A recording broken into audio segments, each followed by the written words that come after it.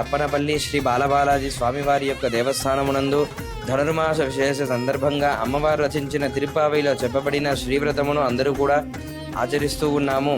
అందులో భాగముగా ఈరోజు 20వ రోజు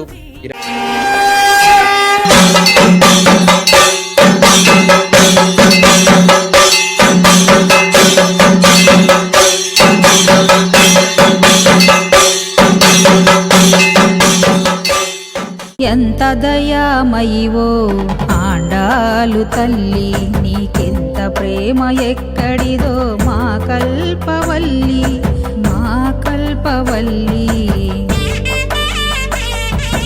ఎంత దయామయివో ఆండాలు తల్లి.